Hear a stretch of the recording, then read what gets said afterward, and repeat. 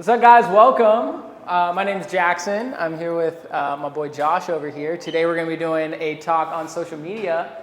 And I mentioned this a minute ago, but we want to make it super interactive. So we're going to give a little just background on who we are, our story, what we've done. And then we want to workshop with you guys and your businesses on some ideas you can use to reach your goals. So you want to hit it? Let's get into it. And by the way, I'm glad that we have this spot because y'all just had lunch, so everyone's in a good mood, right? But I want to talk about where I came from, because this is my second time ever in Vegas. I live in Miami. The first time I came to Vegas, I actually had no money. I was broke. And I went from that to starting so many different businesses between social media, management, Shopify stores, Amazon stores. So I am the type of guy that was just trying after trying after trying, and everything failed. Everything failed. And I, at one point, just decided I'm gonna go get a job. So I got a job, I became a director, I moved up, but then the pandemic happened. So I was doing okay, but then everything got shut down. And so after that happened, just like everybody else, I took some time off. I just needed to find what I was good at, what my strong skills were, and how I can leverage that into a business. So for me, I started going fishing because I'm from Oregon. And so we fish for bass all the time, and my buddies would do that. And that's how I got my mind off a lot of stuff, but it helped me clear up what I wanted to do. When I started making videos, they were about fishing. And one of the videos got 50,000 plays, and I was like, that's a lot of attention, because I went to Google and I went to images and I said, what does 50,000 people look like, right? Does anybody know how much 50,000 people is? It's like a football stadium. That is an NFL stadium, yeah. So it's a lot of people that you're getting exposure to. And I think a lot of people, a lot of you guys who maybe done content, you get 200, 300 views. That's a lot of people, right? Your ads get shown to maybe 100 people, 200 people, and you're paying how much money? You get a video that does 500 views, and that's good exposure. And one of the things that I kind of found out, I'm gonna get into it later, but you don't even need that many views. You don't need that many followers. If you want a successful business, I know people making $10,000 a month and more with under 1,000 followers. So that actually doesn't matter. Those are all vanity metrics, and we'll get into that later. But I also want to talk about when I actually became successful. So I was making videos about fishing, but then during the pandemic, I enrolled back into college because I lost my job. I wasn't really doing anything, and so I'm like, I'm going to become a banker. A lot of my family is in finance, and so that's what I decided to do. And in school, randomly, I found this website where you can look at the stocks that CEOs are buying, and CFOs and presidents and senators and Congress people, and I thought that was so cool. So I made a video about it, and the first one I did, another 40,000 plays. But this time, I'm getting 1,000 followers overnight, 2,000, 3,000, 10,000 followers in a single week. And I thought that I had something there. So I made another video, the second video I did ever, over 1 million views. Completely organically, 24 hours. I was watching it in my bedroom. I was refreshing the screen because every time I did, the views just shot up. And my followers, I think at that time I was probably at 20,000. But I had no idea what was gonna come because that was just the beginning. I made video after video after video, and then eventually I was getting probably about 5-6 million views a week, okay? And so I realized that I have something here, people are interested, now it's time to monetize. So I created an offer, very low ticket, $10 a month. And I got my first customer. And I was so excited because I was in college, I was driving for DoorDash, and I realized that I don't have to drive for DoorDash anymore, right? And then that's where it really compounded, and I decided, well, if I'm doing $10 a month, why don't I do $100 a year? And people just 100, 100, 100, 100, 100. And I realized that, why don't we raise the price again? So we raised it to 400 and 500, and people were just bam, bam, bam, bam, bam. I remember my third month doing this, we did $80,000 a month, which was insane. No money in advertising whatsoever. So that's how it kind of happened for me. But the question is, and I'm going to get into that in a sec. I actually went over all of this, so we're not going to go over it again. But the question that I get a lot is this repeatable? Did you get lucky? Is this something that's too late? Because obviously everybody's creating content now, right? Everybody's doing it. And so if you go on your Instagram, you go on your TikTok, you go on your Facebook, you go on anything, everybody's making content. So now the marketplace is extremely crowded because everybody's starting to realize the value of this. So I decided to do it again and again and again. So this right here, that was my first video. Just I wanted to show it to you guys. I actually found it. So there's the video right there. That was the first one. That sparked everything for us. So I was like, wow, now it has 140,000 plays. You guys can see my sales at the bottom, $1.3 million completely for free, not spending a single dime on ads. And I was able to buy my dream car.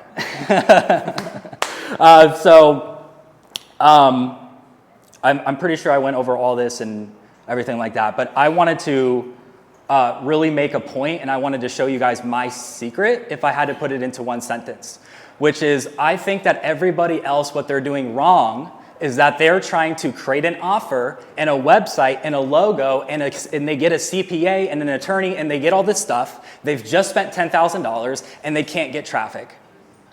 How frustrating is that? You just spent all this money and now it's not worth it. So what I did, and I think my secret, if I had to give you guys some advice today, if you guys want to kill it on social media, you get the content down first, okay? You find what's attractive, you get the traffic, and then when it's flowing, that's when we come in with an offer because you're already ready to go and they already like you, they already trust you, you're already making content that's cool. Now all you have to do is monetize. That's how simple it was for me. Like I said, we created a brand new account. This time we did it with a product. I said, I want to get my face off the camera and just to see if we can do this for businesses. And so in 2 weeks, one of our videos got 2 million views and it was about a product. It was about a product that they could go to our bio, click the link and buy it. Yeah. Right? So basically what we realized from creating content, so to give you an idea of how these algorithms work basically what happened was TikTok came out and they changed everything. And the reason why is because their algorithm decides what we watch versus us deciding what we watch, right? And so what happens is it's almost like a new drug came on the market, right? And it was way stronger than all these other drugs. And so what happened? People kept changing their attention from Instagram and Netflix and Facebook and Twitter, and they all started coming to TikTok. And so what happened was all these other platforms went, oh shit, if we don't do something soon, we're gonna lose our attention to TikTok. So what happened? Instagram came out with Reels. YouTube came out with Shorts. Snapchat came out with Spotlight. Even LinkedIn, Facebook, every platform essentially tried to copy their algorithm. And the way these algorithms push content that changed everything for all of us is they're not basing your content off of how many followers you have. They're basing how to push your content based off of watch time, how long you can keep someone on their platform, right? Because think about it, how does TikTok make money? They show you ads, right? So it's not like there's a person on the other side of the screen objectively deciding whether or not you have a good video. It's literally an algorithm looking at data. So we learned this as we started to study the algorithm. We started learning, okay, so watch time is what matters. How do we get our watch time up, right? So we started learning all these strategies, like hook them in the first second of your video. Talk about controversial figures, right? That's what Josh built his channel on. The reason why his channel did so well is because he taught stock trading by talking about how you could copy the same stocks as, you know, Nancy Pelosi or Joe Biden. And so what would happen? He'd put out a video about how you could copy the same stocks as Nancy Pelosi. You'd have people in the comments section arguing about politics that may not even have anything to do with the video, but guess what's happening while they're having that argument? The video's playing over and over again, right? So his watch time's going up. And I did the same thing on my channel. So without going too deep into it, I launched my own business more in the music industry. And I found the same thing. I would make content like educating people, didn't really see much results. But then I started teaching marketing through storytelling. So I started telling stories about all these various artists that people are already interested in. And I saw the same thing. My watch time went higher. And what we kind of learned from tweaking this a lot is all you're really doing is playing a probability game, right? So these algorithms, it's literally like having a slot machine you don't have to pay for, right? And all these strategies are, you know, oh, have a strong hook, there's 2% probability that your video will go viral. Oh, have captions, there's another 1%. Have good visuals, there's another 1%. So there's all these different strategies that we would implement on each video that would just get our probability of it going viral up to 10 to 15, even 20, 25%. And so what would happen is it's like if you have a slot machine and you know 1 out of every 5 times you pull it, you're going to win money, how many times are you going to pull that lever? Right? As many times as you can. So what me and Josh started doing is just start posting 3 to 10 times a day. Right? And pretty much every other day, for both of our businesses, we were going viral. Right? And so what we realized is you're really in control of this. And when you can understand that you're playing a probability game, you're able to get out of your own way and let numbers come into play. Right? I think the reason why a lot of people fail with content is because they'll sit here and they'll put like 7 hours into a video and it'll get like 7 views. Right? And they'll be so devastated, like, this doesn't work. I don't know what I'm doing wrong. And then guess what? If they would have just posted a video the next day they spent 10 minutes on, for some reason, that's always like the video that gets like 1 million views, right? But what we found is really if you can just stick the course, right? Post 1 to 3 times a day, follow a lot of the formulas that go into creating virality, it becomes a very predictable way to generate a lot of attention. The mistake that most people are making is they're quitting too soon, right? It's kind of the analogy I like to use is it's like going to the gym. Right? Like you need to develop this like a lifestyle, not like I'm going to go do 10,000 sit-ups and then immediately have a six-pack for the rest of my life. It doesn't really work like that. Versus if you show up to the gym 3 to 5 times a week and you do that for the next 3 to 5 years, you're going to look down one day and be happy with what you see. Right? So this is really the mentality shift we started to take with content.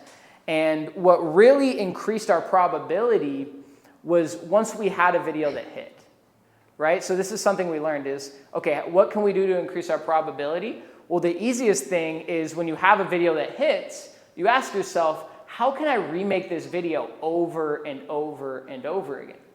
Right? So this is what, Josh, you want to give some examples of how you did that on your channel? Yeah, I literally just say, I make videos where I copy the stocks that rich people buy. That's my hook every single time. And it works every single time too, because when you find that theme, when you find that idea that people are so interested in that they're going to drop, the thing you have to do, and this is the key to creating hooks. The next time you're on Instagram or TikTok or whatever app you prefer and you're scrolling, I want you to start being aware of why you stopped scrolling. So you're going to land on a video, something's going to catch your attention, and then you're going to say, what just happened? Why am I watching this right now? Sometimes, have you guys ever been in like a rabbit hole before on the internet where you stop and then next thing you know, it's like 5 hours and you're still in bed? That's what I'm talking about. So becoming aware of that as a tool to help you create content in your business is huge. That's what I did.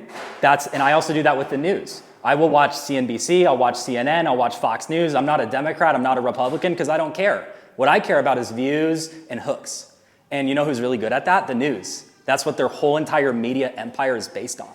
So to build on that, I want to talk about a strategy that I implemented on my own channel, but one that you guys can start to use to get attention. So if we're looking at like how do we increase our watch time, right? Talk about shit that people are interested in, right? Kind of a shocker, right? Well, how do we figure out what people are interested in? We do what I call arbitrage, right? So what I would do is I would follow all these Instagram pages and subscribe to all these YouTube channels. I call it priming the algorithm. And what would happen is I would subscribe and to all these people that are talking about the stuff that my channel was about. So my channel at the time was in the music industry, so I'm following all these music blogs, all these people talking about what's trending in the music industry this week, right? And then what I would do is I would arbitrage those videos from like YouTube over to TikTok, right? So I'd watch a 10-minute video on how Lil Nas X is getting canceled because he made a shoe that had real blood in it. And it has millions of views on YouTube.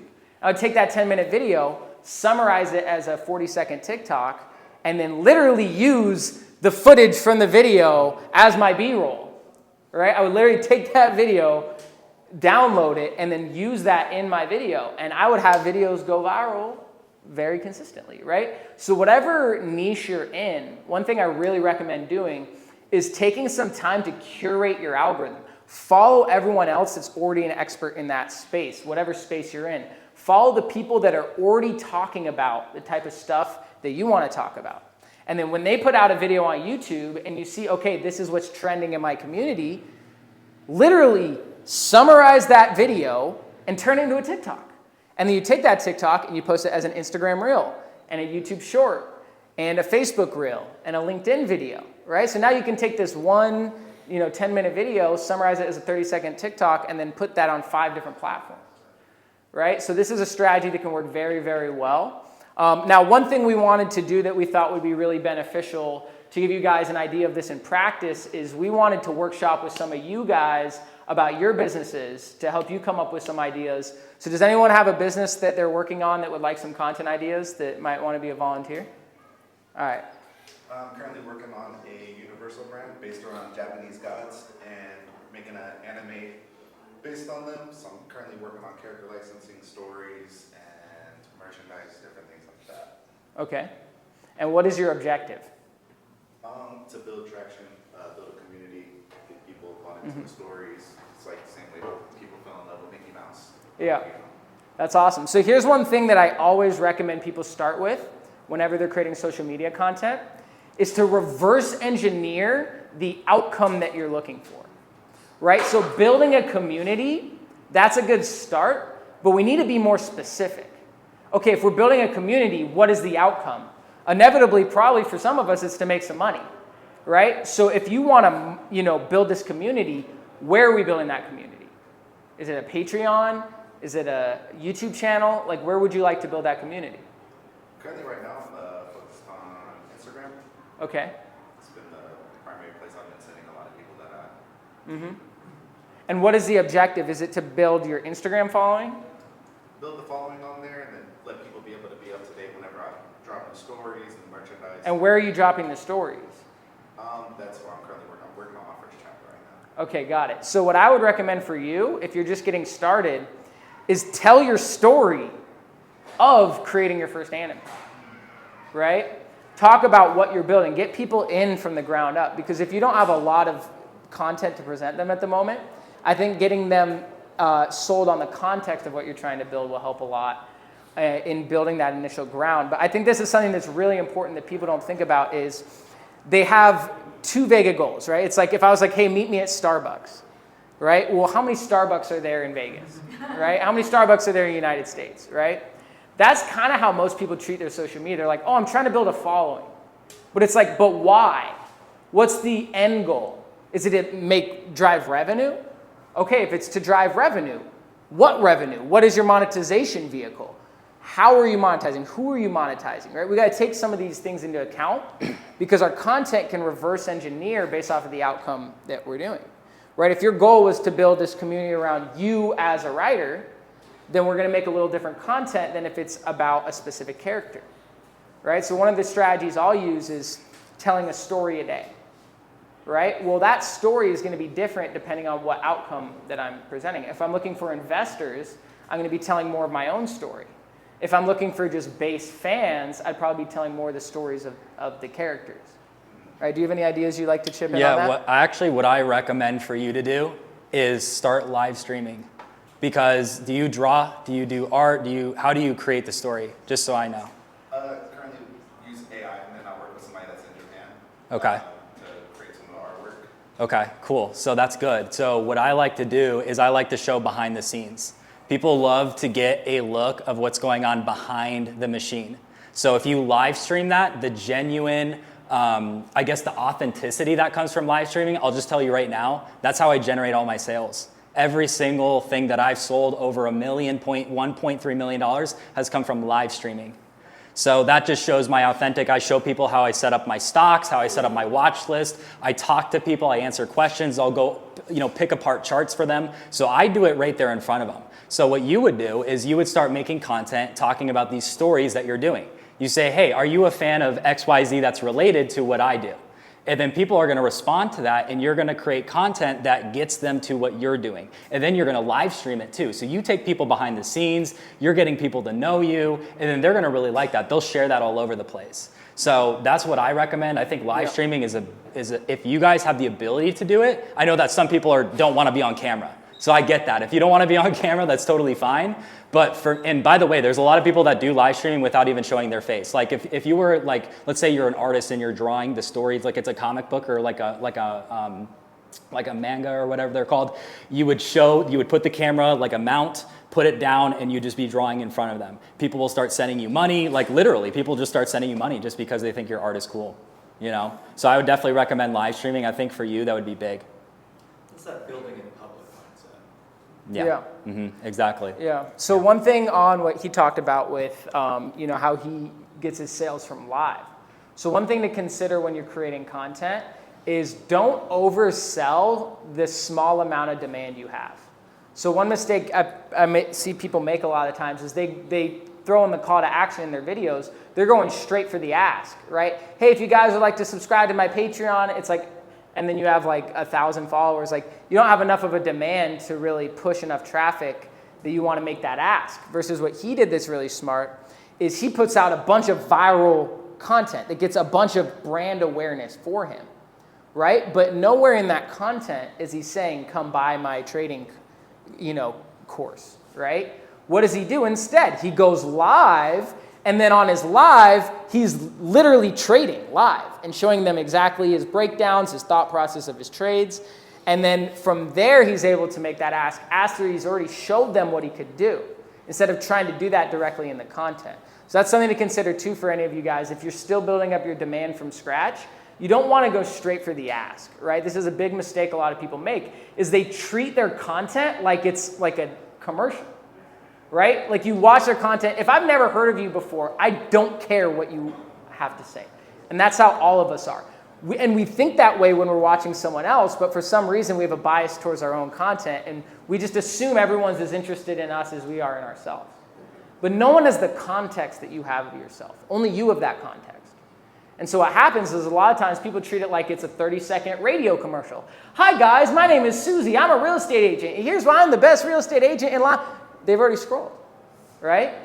Versus if you start the video and make it about the consumer, not about you, about the other person on the side of the screen, and then you don't even ask for something in return, that's going to draw them in, right? It's about giving, not taking, right? So take that into consideration when you're creating your content is what benefit did that person get from watching this video? Not what benefit you got, what benefit did the end consumer get? The benefit they got from his content is learning that you can literally see the insider trading of politicians and copy their stocks and make money. So guess what that does? That intrigues you. That makes you want to know more. And then when you happen to see his live, and you click on his live, and he gives you real tangible advice on how he's trading, well, guess what? Now you're actually interested. You're like, wow, this guy's provided a lot of value. And then he hits you with the ask after he's already provided disproportionate amount of value, right? So take that into consideration, because the number one mistake I see people make with content is making it about them and not about the person watching. Right. And real quick, by the way, your value is entertainment. Entertainment can be a value as well, just so you know. Yeah. Yeah, unfortunately, I got maybe taken two paths here. One is kind of like maybe the Ty Lopez, look at my car. Yeah. Knowledge. I can do this, I can do that. But Yeah. you really don't know what he did. He can't say, oh, I was a top MMA boxer. You can't really prove what he did, but he's really good. He makes a lot of money, right? Mm-hmm. Versus, and another guy, a lot of these guys with cool cars, they're just doing these videos, they get a lot of followers because they somehow, they get all these cool cars, they do all these things, and I don't know if they're really making this money, or they got bad money, you know, trust fund money or what. So, I'm in aviation, there's a lot of aviation, hey, fly with the RC. Yeah. Yeah. I don't know how much money these guys are really making, or they're just getting sponsored by Garmin and get free avionics Yeah. and stuff. Yeah. So I'm just trying to see if it's actually So let me give you context. So with that, that's an advertisement. That's different than organic content. They're actually get their channel built up, and then Garmin comes in and says, hey, listen, you got 10,000 pilot followers, and then they start getting sponsored by them. I think it's kind of a pull type thing. So could you clarify what your question is? Is you're asking? Yeah, I mean, how many views do you have to get to make, if I want to make 500K, how many Okay, views I'll answer that. How many views do we have to get 500K? Yeah. The answer is, it's not about views, Minutes. right? So if we're looking at how are we going to make that 500K, the key to making money from your audience has nothing to do with the size of your audience. It all comes down to the opportunity vehicle tied to that attention.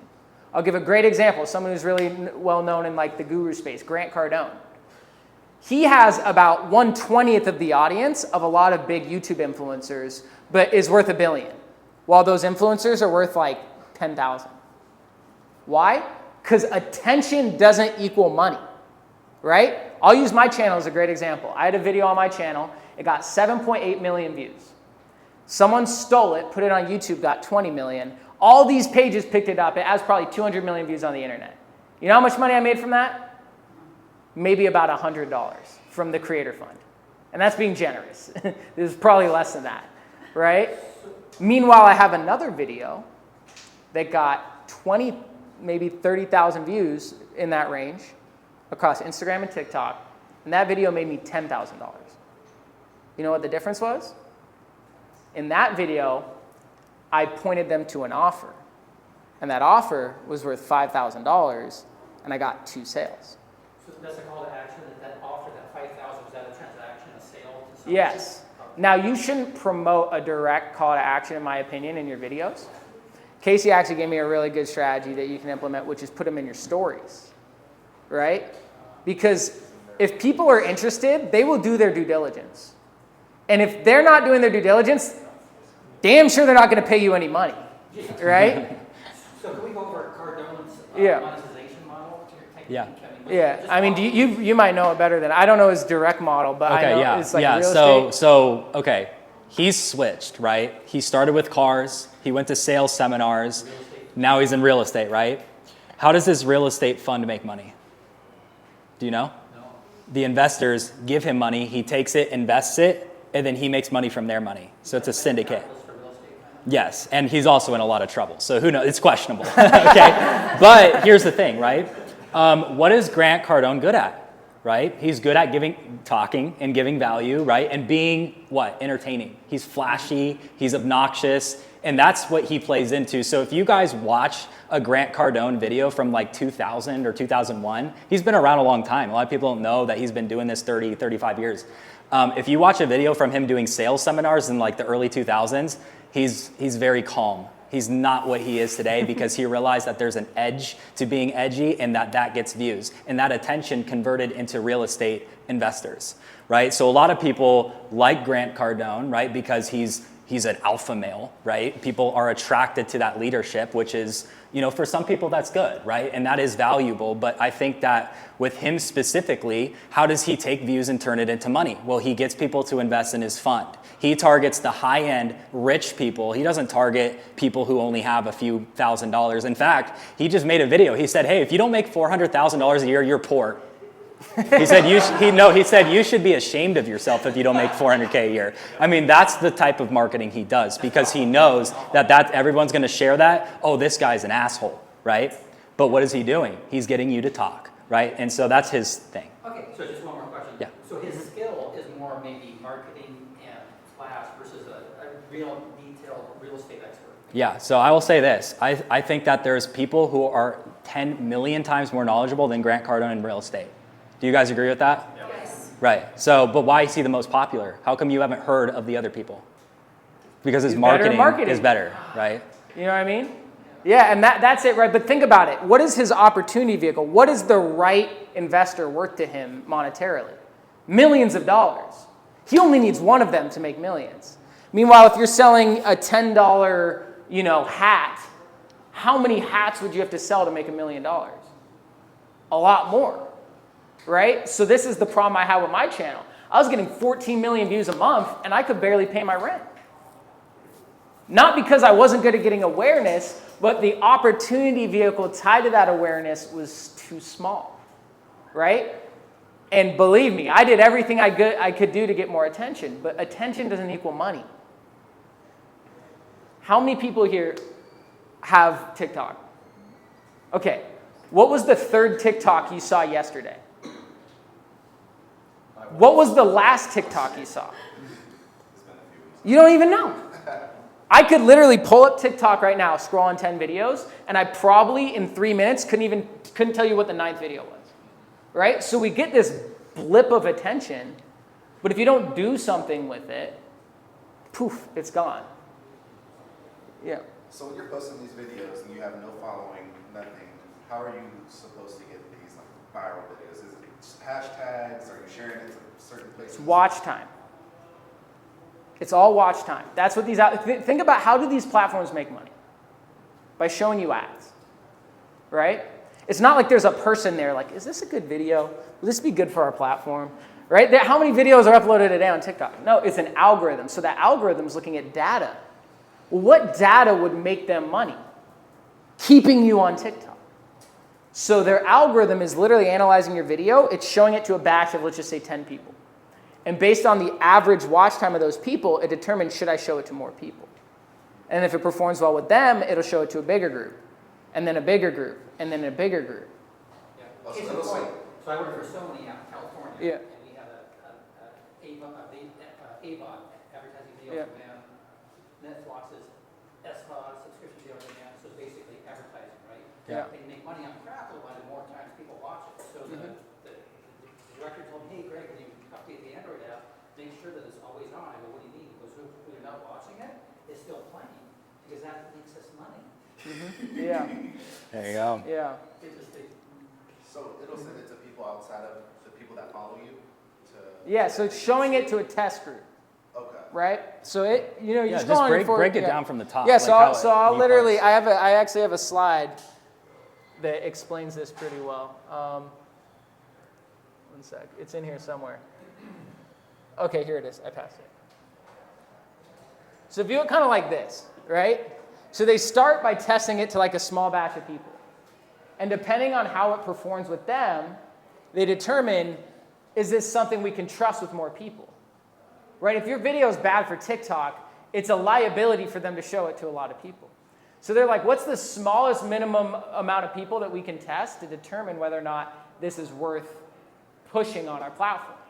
Right? So if it passes that phase, it moves on to another phase. If it passes that one, it moves on to another one, and another one, and another one. And that's how we can get this maximum virality. So when we understand like what can get it to go from here to here, there's all these different strategies, right? Talk about a controversial figure, use the right hashtags, have captions in your videos, have a strong hook, right? The hook is really the biggest one. But the truth is, you might be 1% away from going from here to here, right? You might be right on that tipping point. So as you put out more content, you might have another video that goes viral, and then what do those people do? They click on your profile, and they check out your other videos. So I've had videos that will shoot up, hit like 250,000 views, and then just stop. Why? Because they reached this phase, and they didn't have enough to reach this one. But then when I had a separate video go viral, all of a sudden I get 10,000 people that go check out this video that stopped, and all of a sudden that video went from 250,000 to the next phase, passes that phase, and all of a sudden it's at 1 million. So creating content is kind of like riding a bike, right? Like if you just pedal a couple times and then stop, you're going to kill all your momentum. But when you keep pedaling consistently, there's a compound effect from those actions. Because you might have a video that's right on that edge. It's right here from getting pushed to that next phase. It just needs a little more of a catalyst. And so as you're more consistent, it allows you to create that compound effect. And inevitably, you'll have a video that hits. And when that video hits, you got to ask yourself, how can I recreate this video over and over and over again, changing a simple variable? Right? For him, that was, hey, I'm going to show you how you can copy the same stocks as CEOs and senators.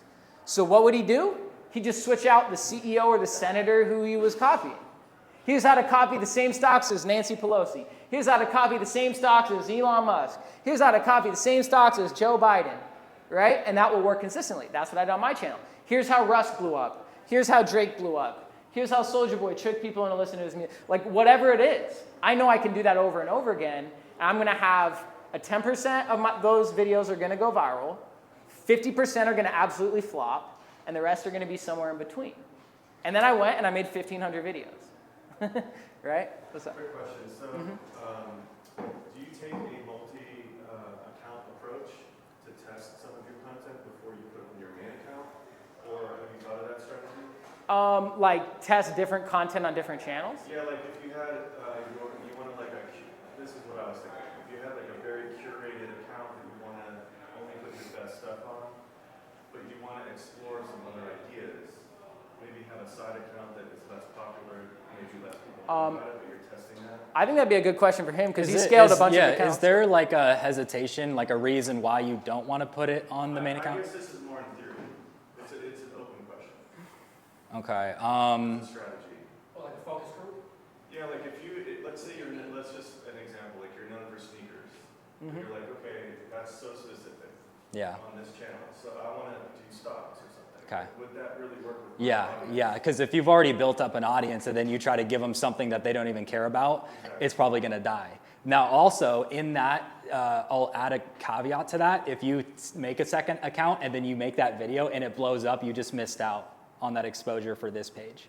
But again, it wouldn't matter because you just built up an audience for shoes and then you made a stocks video. So even if it does blow up, you know, your audience is now kind of mixed. It's harder to now make offers. If you have a concentrated audience, they just like stocks, or even you can get specific. There's people who just like crypto. There's people who just like options. There's people who just like Forex, right? So then I would cater specifically to that group of people and make it more higher converting. The more specific the audience is, the better, in my opinion. I would also say don't prematurely optimize, right? So I think it's also, it's a nuanced question because it's also what are you optimizing for, right? But I'd say you got to be careful about, like I said, it's like riding a bike, right? And you're pedaling, and as you pedal, it becomes easier to pedal because you have more momentum. But if you're pedaling on this bike, and then you're hopping over here, and you're pedaling on this bike, it's harder to have momentum because you're diluting that compound effect across multiple channels, right? So I think the question would also be, is this for a personal brand or a business? Because if it's a personal brand, I would argue it's good to have both of those on the same brand because you're creating a nuanced full picture of who you are as a person. That's really, You know what I mean? Yeah. Sorry, good Yeah. distinction. Yeah. And then let's say you do have a personal brand, and you have 3 businesses that are each different, hypothetically. Yeah. Would it make sense to then use your personal brand to then divert the niche audiences within that to, you know, each one of those other? What I would say is I wouldn't recommend running 3 businesses at the same time. I would put all those effort into one until that's scaled, you've removed yourself, and then move on to the next one, right? Because it's like I said, it's like the analogy of trying to ride 3 bikes at the same time and get momentum. I'd much rather ride 1 bike, get to my destination, and then go to the next one. Because we think adding in more is going to bring us more, but what it's really doing is it's diluting your focus. And that's a mistake I made. Like back when I was running my channel in the music industry, I was also doing, you know, I was a touring artist on the side of that. So I would tour with an artist, we'd be doing stadiums, we'd be traveling, it's amazing. But then guess what? That never was really able to build momentum because I was running this other thing on the side. So they're both competing with each other, and the moment I'd build momentum with one, I'd be like, okay, this has momentum, let's get the next one up. Versus if I would have just put those all into the one that I thought had the biggest chance, you would have seen the compound effect come into play. Because it's an exponential curve, right? When you put your focus on one thing, right? It's like, you know, putting all your money in one, you know, like a Roth IRA versus like spreading it out over a bunch of things, you're going to see less of that compound effect. Does that make sense? That does make sense. Yeah, and I think probably for everyone here, we don't have this huge, giant personal brand anyway, so Yeah. I think that's really good advice. And let me say something on that. You don't need a big one. You need the right people. Like you mentioned, there's people I know, like, take it from me, especially in the music industry, I would work with literally people getting 20 million views a week who couldn't pay their rent. Right? Meanwhile, I have friends over here that get 500 views a week and they just made a $6,000, you know, they just got a $6,000 client. Right? It's really about the opportunity vehicle tied to that attention more than it is the attention itself. The only people you're fooling are people that don't have the success.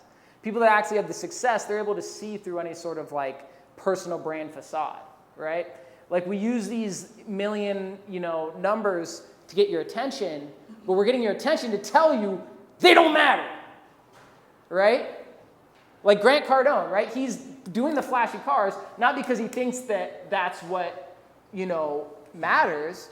It's because he knows that's what's going to get you to pay attention, and then he Trojan horses you into what he thinks matters, right? Would you agree with that? Yeah, that's a good point. What about other people? Yeah, who else can we help here? I know you had some questions, right? Yeah. There's another guy, Shmi150, he does a lot of car stuff. and I don't know if you heard of him. You're next. He's like a normal guy, but now he's got like these $1 million cars and stuff. How does he take that money? Is it like trust fund money? I mean, I don't know who he is, so I couldn't speak on his situation. But I would assume, don't just assume people, like this is a mistake I think a lot of people make, is they see someone with success and they go, it was given to him. That's you consuming as a consumer. What I want you to do is start consuming content as a producer, which is why is he getting results? What are his results, right? Like when we consume content, if we see a video go viral and we're like, that's stupid, why did that go viral? We're not going to sit there and judge it. We're going to be like, why did that go viral? What is the mechanism behind this? How can I learn something from this instead of putting a passive judgment on it to avoid accountability of my own situation? That's what a lot of us like to do. We see someone that has this success and we go, they're a trust fund, they got it easy. Because we don't want to look in the mirror at the fact that we've posted 2 times in the last 2 years, right? And it's so much easier to just be like, that was given to them. So I would say be wary of consuming content just blindly. I study content. If I see a video that caught my attention, the first thing I'll do is go on their profile and see if they make other videos like that. Because if they do, I know their formula.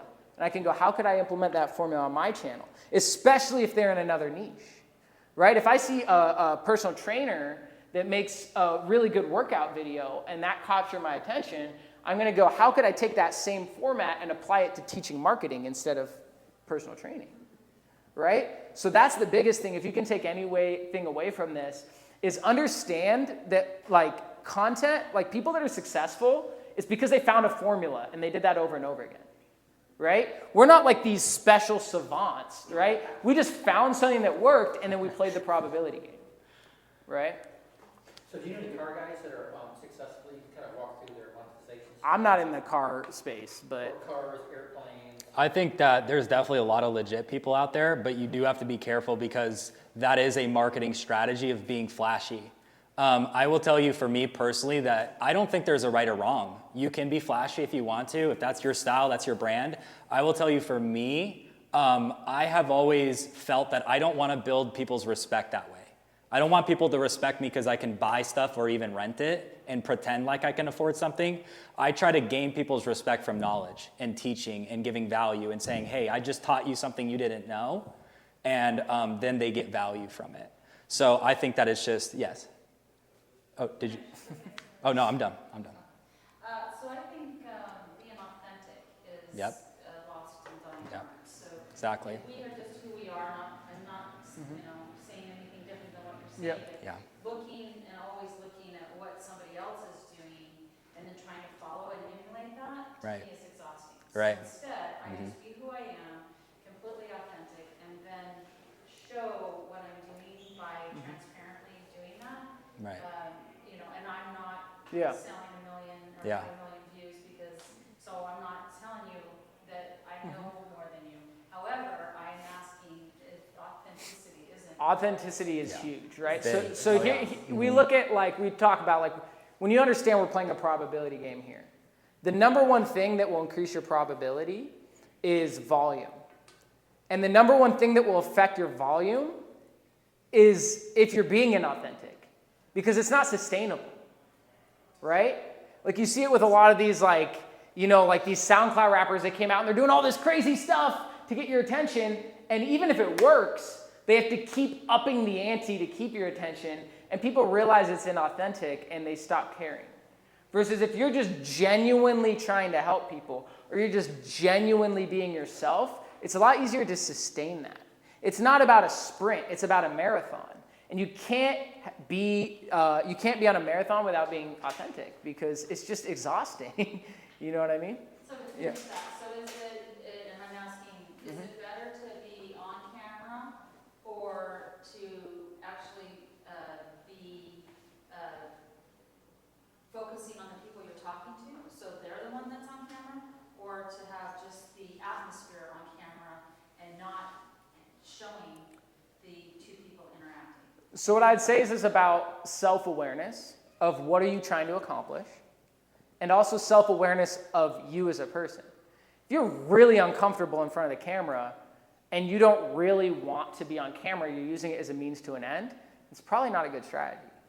because Well, you're not being authentic. The reason why I'm asking is there's a video or not a podcast, but it was on Telegram, and you never knew the guy's face. You could see his shoes, you could see hear his voice. Yeah.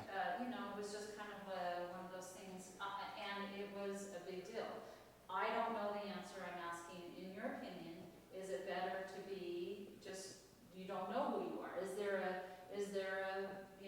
reason to do that? Or is there a reason to show your face and say, this is who I am? What do you think? That's what I'm asking. How would you answer that? Yeah, I'll go first. So I think that both work.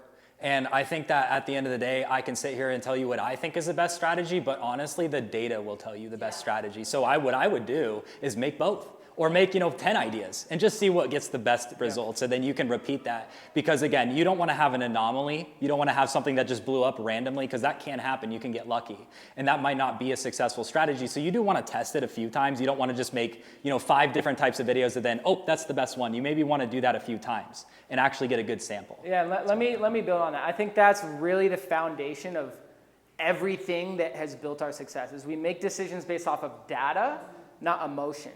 And that data is deeper than just analytics. That data is also, do I enjoy doing this? Yeah. Did this feel authentic to me? Right? What's up? Yeah. So two examples. We're going to go to him next. Oh, yeah.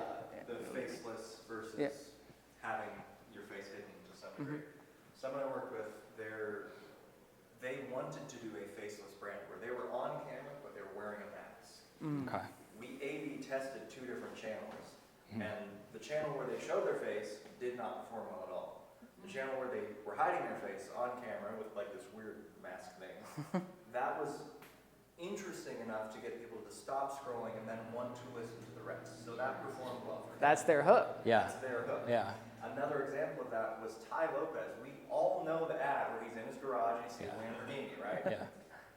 That was an A/B test. He did 3 different versions of that ad. It was, at first, it was just him and his books, and they weren't performing. Yeah. And then he rented that yellow Lamborghini, Yeah.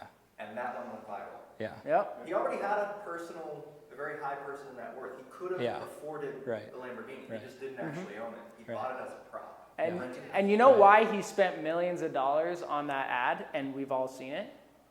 Because it was making him money. So when we're creating content, what you really want to do is when something converts, you run that shit as an ad. Right? So you can also view your organic content as an opportunity to test a bunch of angles for free. We don't have to waste our ad budget paying for that. So one thing you can do is test. When something hits, run that as an ad, add a call to action at the end of it, and I promise you that'll convert 9 times out of 10 better than something that you're testing from scratch.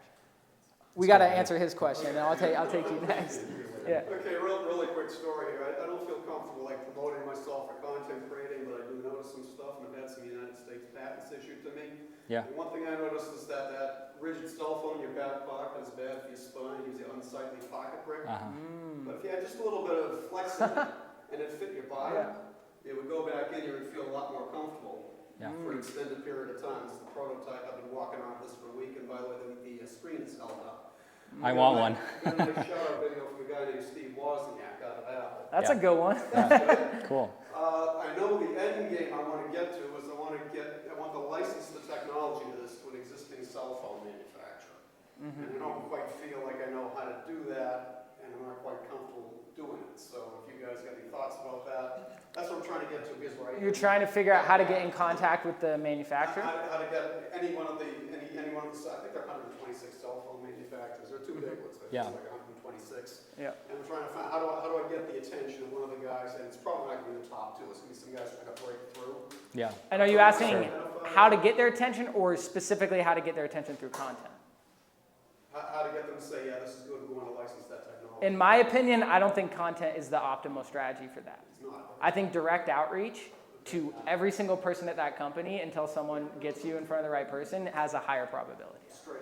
I would cold email, cold call, cold DM, ringless voicemail, text them, send them mail, whatever you can do to get in front of them. And if you can't get the guy you want, get the next person away from them, or someone 2 to 3 degrees of separation away from them who goes to their Super Bowl party because they're coworkers, right? Like it might be hard to get Steve Wozniak, but you might be able to get his cousin. You know what I mean? So I think it's about doing your research on who is the decision maker and then figuring out all the different points of contact you can get in front of them. And then it's just a numbers game. Would you agree with that? Or it's funny, I actually disagree with that. Really? I think that all those strategies are good, but to say that Steve Wozniak doesn't consume content is an absolutely absurd statement. Because I'll tell you guys, the Disney CEO has been reached through TikTok. There was a guy who just made this country song. Have you guys seen this guy? He talks about the rich people in in Virginia. Yeah. That guy was contacted and offered $8 million by a record label executive yesterday. And he said no. So I have a no. caveat to that. So- I have a hybrid approach. Yeah. Create a piece of content and then use that content as your outreach method. So I've done that. Like I've done videos. I'll give you a great example. I did a video on here's what I would do if I managed Coca-Cola's marketing department. I told people to tag Coca-Cola in it. They didn't see it, right? But I used that video to line up a separate client because they saw that video and they were impressed by my strategy. They saw that video by me physically showing them that video. I didn't get the lottery of them having to discover it. So what it is really more than anything is the right habits compounded over a long enough time frame. And you don't know where it's going to come from. But if you're consistent with both, like for example with our business, we have a full team of outbound people sending 100 plus messages a day, cold outreach, while I'm putting out, spending an hour to 2 hours a day making content, while we're spending $200 to $300 in ads, while me and him are at an event like this speaking, right? So if we don't get you from the event, we're going to get you from the content. If we don't get you from the content, we're going to get you from our ad. If we don't get you from our ad, we're going to get you from cold outbound. And you know what all those strategies do? Is they build up the results of each other. When you see me reach out to you in your DMs, and then you click on my profile, what do? You start consuming my content. So now that's going to boost my content to more people, which is now promoting that. Same thing with ads, right? If I'm making content, now I'm going to have better performing ads. If I'm running ads, now I'm going to have better performing content. So they all feed into each other. The key is really about letting the data show you where to allocate your time, right? So right now, we've been spending $200 plus a day on ads, but guess what? We're getting a better result from cold outreach. So you know what we did? We took a percentage of our ad budget and we used it to bring on our VA full time. Why? Because we're getting a 4x return on the same ad budget. But we're making that decision based off of actual data. Not just like, hey, I feel like this is working better, right? So for you, I'd say, are they going to discover you from the content or the outreach or I don't know, right? It's about having the right habits compound over a long enough time frame, and more importantly, letting those habits track the actual data behind those habits. If you're sending 100 outreaches a day, I want to know how many people responded, how many actually booked on a call, how many showed up. And I can see what the exact return on my time and my money is, no matter what strategy it is we're doing. And then I think it's also, from there, it's just letting, just optimizing that over time. You create a positive feedback loop by testing, analyzing, and adjusting, and then just being consistent. I think the piece that most people are missing is they don't stick with it long enough, and they're not doing nearly enough volume of whatever it is they're doing. Those really are the things that 99% of people need to fix. All these strategies are great, but they only work under the context that you're consistent and that you're adjusting based off of the feedback from the marketplace. Does that help? Yeah. Cool. What's up? And then we'll go to you after. Have you experimented with any syndication platforms like Repurpose.io or Hootsuite? And do you notice any sort of throttling posting from a third-party platform versus posting native in the apps like Instagram and TikTok? So it's funny, I actually interviewed the guy that started Repurpose. Oh, yeah, so there's basically what Casey asked is there's syndication platforms like Repurpose.io where you can post on Instagram and it'll automatically post it on YouTube. Yeah, and personally what I found is the amount of time it saved me wasn't worth it because okay, yeah, it's reposting my video from TikTok to YouTube, but it's not optimizing it for the platform. So now I got to go in there and manually, at that point, I might as well post it, right? So and also content is consumed slightly different on each platform, right? Like you're going to present yourself, like Instagram is going to be typically a little higher quality lead than a TikTok would, right? So maybe I want to tweak that slightly. But I mean, I don't know. Have you experimented with any like syndicating softwares or anything? Or do you just post everything manually? I post everything manually, yeah, to be honest. I mean, I don't see any point of syndicating it just because the other thing is I am deathly afraid of giving people my account credentials. Like, I don't want to do that, you know, so I always avoid it. On that, though, pro tip for anyone that's afraid of giving like a virtual assistant or anyone on your team your credentials, there's a software called LastPass that you can get that will like encrypt your password, but then give them access. So you don't have to like give away any of your passwords. So little pro tip for you there. You had a question? I was calling on that. Instead of cell phone manufacturer, I would go into accessory manufacturer. So I would go into the accessory manufacturers. Accessory manufacturers. You want to get Interesting. into every cell phone company. It's not in their interest to not break this. Good tip. They want you to break this. Yeah, that's a good tip.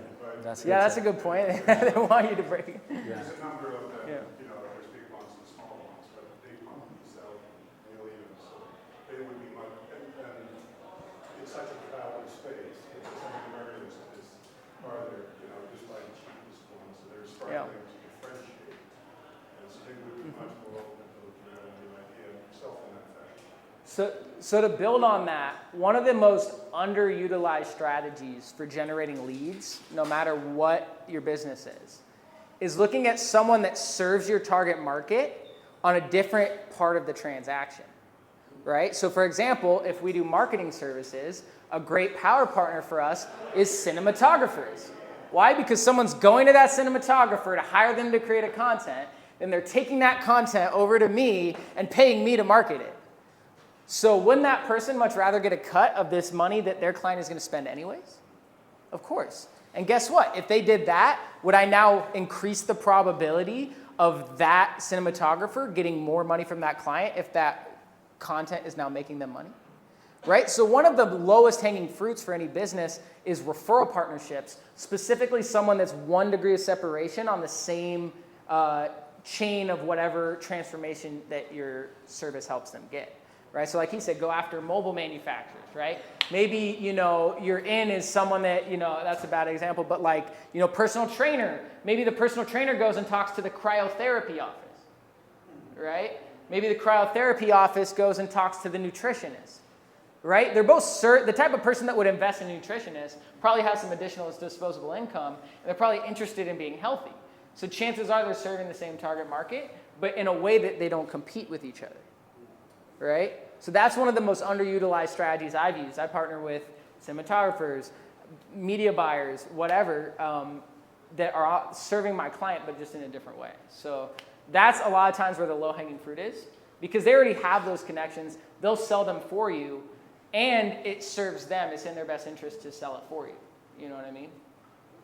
I noticed we mentioned personal training. Yeah. A couple of times on personal training. Mm-hmm.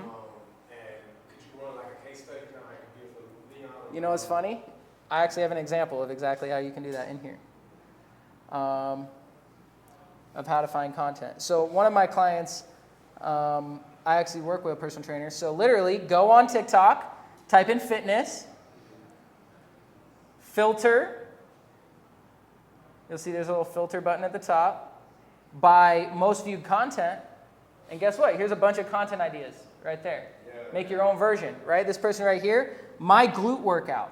Make the same exact video, but instead be like my bicep workout. I mean, I guess you could make the same video if you want. I don't know who you're trying to attract. Hey, I want to see you do that. Yeah.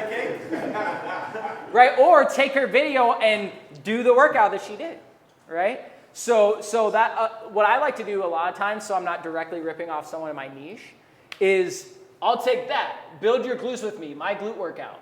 I'll take the same exact shot, same exact text, same exact format, but apply it to marketing. So instead of saying build your glutes with me, I'll be like, get more leads with me. With my butt. Yeah, and I'm gonna be popping because your boy's packing, and that's to be honest, that's how we got all our followers. Isn't it? Yeah, I like that. The caption is cool too. I knew you guys had OnlyFans. But I do want to say something for you specifically, and this is going to really help, is make content that is savable, that they're going to want to save and watch later. Okay, so watch this right here. Ready? 5 things you should be doing if you want to, and then it's probably going to say lose weight, right? 5 things you should do if you want to lose weight. That's great to know, but I also want to save that, or maybe even send it to my friend, my gym partner, or I want to send it to my sister or my mom, and we've been talking about losing weight, so we're going to send it to people and we're going to save it. Because those metrics right there are the most powerful metrics for your video. I mean, watch time is the supreme, but when you're downloading stuff and saving stuff, you know what TikTok thinks about that? That's a very and TikTok wants education content right now, guys, just so you know. So any industry you're in, VC, art, books, anything, content creation, if you make educational videos about that, people will save them. And that will make your views blow up. So on that, TikTok is becoming the go-to search engine platform, right? I've been getting into cooking recently. You know why? Because I'm watching videos on TikTok of this like crazy air Has fryer anybody recipe. done that recipe on TikTok? Yeah, and you know what? Because think about what happened. TikTok came out and they killed our attention span. So I don't want to sit there and watch a 10-minute YouTube video where they have a 2-minute intro telling me about, hey guys, like, get to the point. Yes. I got shit to do, right? So optimize your content for searching, right? Did you say TikTok or YouTube is increased? TikTok, yeah. Right? Which is weird, right? We're like, really? So anybody 18 and under is looking up how to do stuff on TikTok primarily, just so you know. Yeah. Yeah. So think about it. Like, also try optimizing your content for those searches, right? So like, so you're a personal trainer? Yeah. So like, who do you serve? Like, what kind of clients? My target clientele are busy business professionals, and I Cool. also have a physical location. So Cool. the end goal, once I build the community, is try to get them into the physical location. Yeah. And then that builds and goes back online. Now I can do online services. But Yeah. the physical location is first, I think. Yeah, 100%. So how would I do that? I need marketing help. Yeah. It's right Well, there. we'll talk out of this. So one thing I'll say before, I don't know when we're going to wrap it up, but before, if any of you guys want help, we offer free custom marketing plans. We'll sit down with any of you and do an analyzation of your business and tell you what we recommend, whether or not you're a good fit for working with us. So definitely take us up on that before any of you leave. But what I'd say for you is if you can find a content strategy that's working, where you can document with your clients, you can kill 2 birds with 1 stone. Right? And so one of the ways you can do that is tell the stories of your clients. Put the clients in, the consumers of the content in the shoes of the clients, right? So here's how I took Tony from being fat behind his desk at his coding job to, getting a girl in the nightclub or whatever. I don't know, I'm making something up, right? And when they can see themselves in the role of the person in the video, it'll make them more interested. Right? And if you're trying to get them in a physical location, I think the best way to do that would be make more broad content, and then when it performs, run it as an ad only in Vegas. Because the problem with content is you're hoping that it shows it to people locally, which it will show it disproportionately to people in the area, but you don't want to be reliant on that if it's a physical location, right? You'd much rather pay for the ad of that video to go to those direct people. But you get the ad testing. From testing 3 videos a day, right? Yeah. Yeah. So I have a logistical question. I think maybe some of us have tried to create content. Yeah. Sometimes it's hard. Yeah. And you're by yourself, like filming Yeah. yourself as Yeah. very compelling or whatever. Yeah. So is it a superpower, or like what are the pros and cons of maybe teaming up with someone, helping each other film, helping each other edit, working with a team like yours? So, what are the secrets there? So I think it comes down to, first of all, self-awareness. Yeah. Is this something that you're doing as a means to an end? Or is it something that you really believe in? Right? If you enjoy the process, I think it should be you, and you should do that. If you're doing this because you just want the results and you hate it, you're not going to stick with it. The moment it gets hard, you're going to quit. Right? Also, I wouldn't make any pre-assumptions on whether or not you're good at it. Because most people are like, I tried content, it didn't work. And then you go to their profile, they posted 20 videos. Okay, you want to know why Josh did $1.3 million? because he posted 3 times a day and went live 3 times a day for 5 to 6 days a week for 3 years straight, right? Now, I'm not saying everyone needs to make that commitment. There's a reason he got to the point he's at. But what I think it's also about understanding is like, is this something that I realistically in my brain, not what I want people to think is something that I will stick with? If it is, I think that the best way is for you to be in front of that. Or if you have money, pay someone to. Well, yeah, I guess also the question of just like the professional quality side of filming yourself, like good lighting, good backgrounds, how you edit, what effects you use. How would you answer that? You see this video right here? Yes. 18.1 million views in a week, and it looks like crap. Okay, so it doesn't always, and the reason I'm telling you that is because it doesn't require all the things that I think people think to get started. What I think you guys should do is just get started and build the momentum and find what you're comfortable doing. And if you're not comfortable, there's people like Casey who make it for you, right? So there's different solutions. There's people, there's agencies, there's companies that make content because they realize people either they're just, it's a tedious process when you first learn anything, right? So it's just like any other skill. I think when you first start, it's difficult, but when you do it more and more, it gets easier. But then there's a question of how comfortable are you on camera? Like, are you yourself? Are you kind of acting like, you know what I mean? So it comes down to you and your personal, like you're just your personality. So I would just kind of be aware of that, and yes. Is it, in your opinion, better to do a short video that is watched into its entirety Yeah. in seconds, or a longer video that people stay on for the same amount of time that it's a longer video? Okay, so I would say in 2020, definitely the short ones. But today, because TikTok wants long content, they reward that. They actually pay. They have a new program where I think yesterday I made like $700 just because they were like, oh, if it's over a minute, oh yeah, that's qualified as a long form. So they actually want that. So if you can retain attention and make long videos, that's actually the best thing you can do. But if you're still new, what I would do just to get the ball rolling is make quick videos, right? And like people like a lot of information in a short time. So that's your value. If you could teach somebody something in 10 to 15 seconds, they're gonna wanna follow you because you just taught them something. I think it's reverse engineering what is, like the framework I always took was, what is the objective that I'm helping my consumer accomplish? And as long as I feel like for example, when I was in the music industry, right? I would make a bunch of different types of videos. I'd make straight, here's how to run a Facebook ad to promote your song on Spotify. Here's how Drake blew up. Here's, whatever. All these different videos. And the only requirement I had was if a musician watched this, would they feel like they're a little closer to getting where they want to go? Because what I'd find is like I'd have a video that get 18,000 views, but I get 150 DMs. And I have a video with 2 million views and I get 0.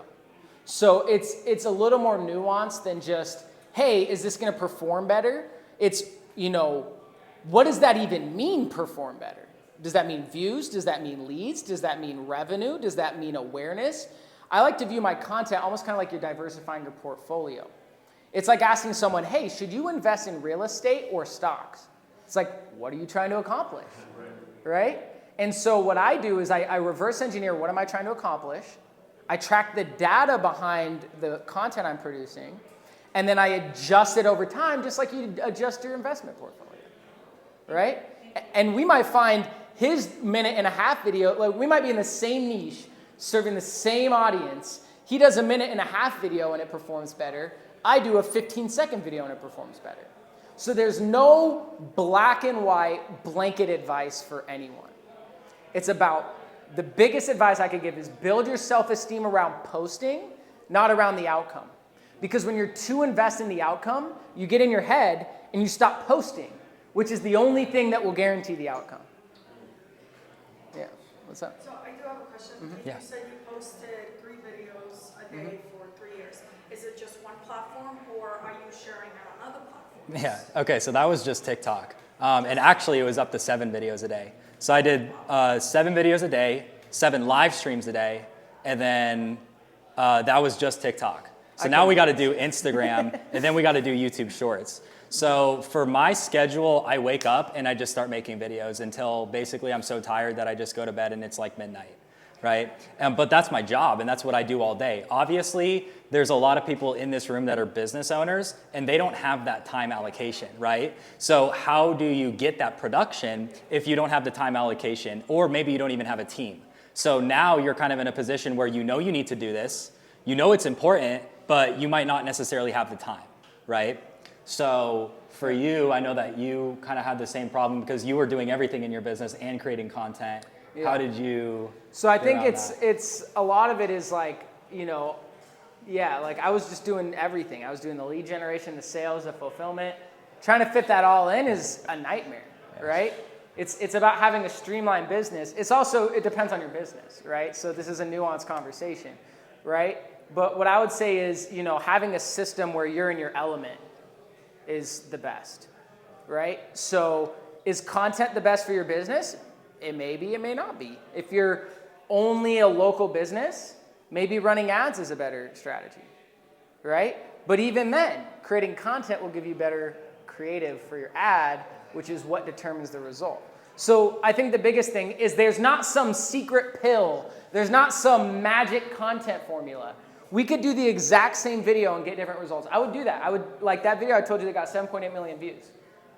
It actually got 60 million views on my channel. You know why? Because every single month I repost that shit.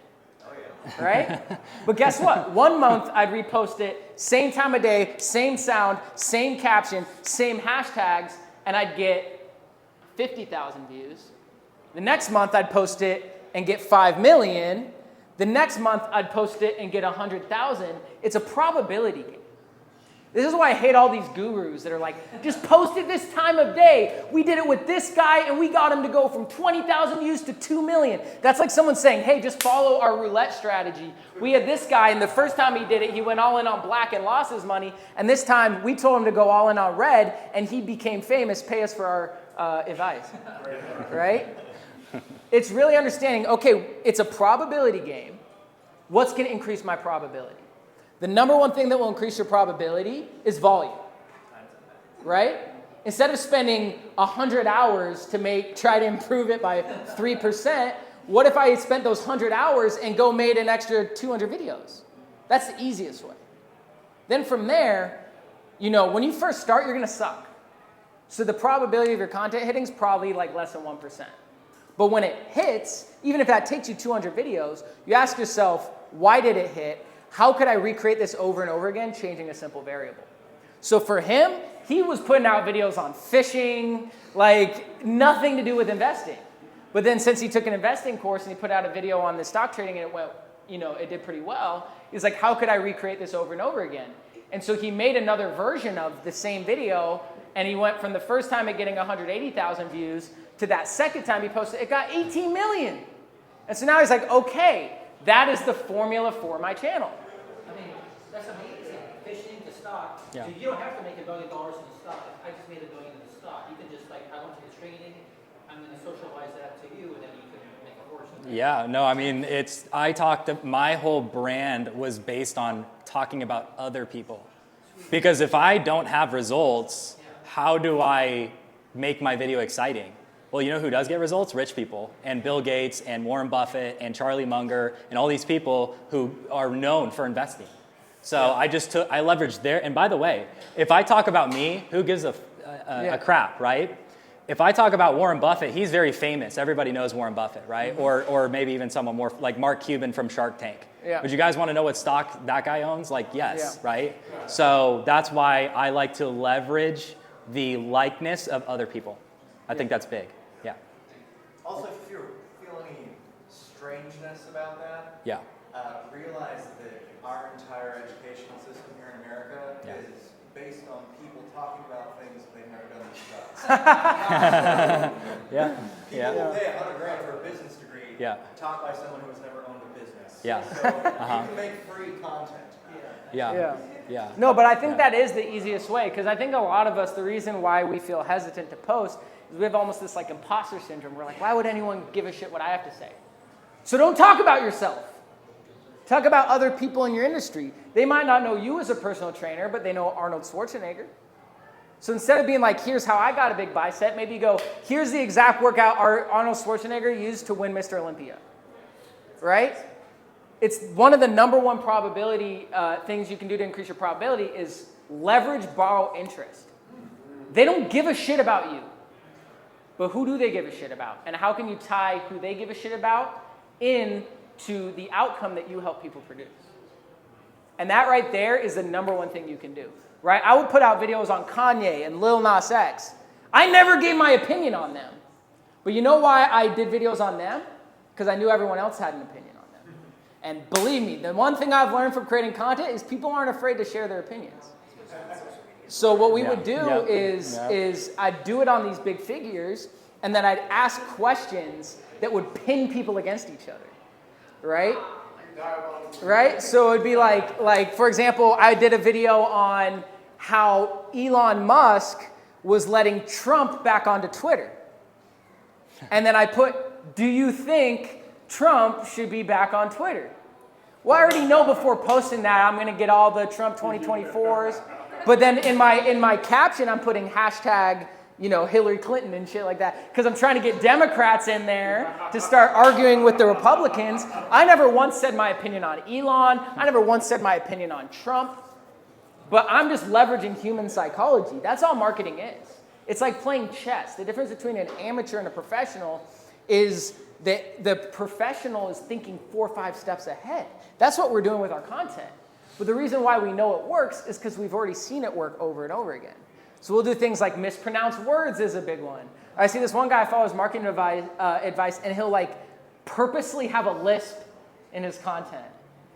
And why? Because he knows people are going to make fun of him in the comments. He doesn't give a shit. Yeah. He just cares that they're the only thing worse than negativity is indifference, right? So he'd much rather them shitting on the content in the comments because he knows that while they may have that opinion, someone else is consuming this because they actually enjoy what you have to say, and that's the person that's going to pay you. The person with a negative opinion was never going to pay you anyway, so we might as well bait them to get us in front of the people that will, right? And then also I want to add to that is please be careful with that though, because there is a line where when you cross it, you start to damage credibility.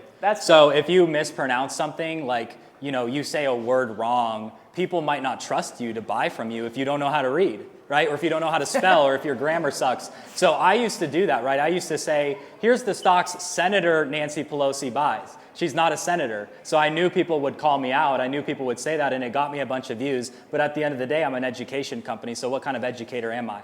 I just told you she's a senator. That's misinformation. So you also want to be careful with that, for sure. Yeah, and that's where I think it's also the nuance of your industry, right? He's in the stock niche. Yeah. And he's talking about politicians. He needs to know what he's talking about, right? Versus if you're a personal trainer and you say, oh, here's how Arnold Schwarzenegger won Miss Olympia. You know what I mean? I'm just making a random example, but it's not going to have the same amount of consequences on whether or not you can help them lose weight, right? So there's also the nuance and the self-awareness of your industry, but I think he's right. Don't overdo it. Don't, you know intuitively, though, right, whether or not you're doing something that's going to hurt your brand, right? And I think it's just about having the own self-awareness about okay, is this really that big of a deal?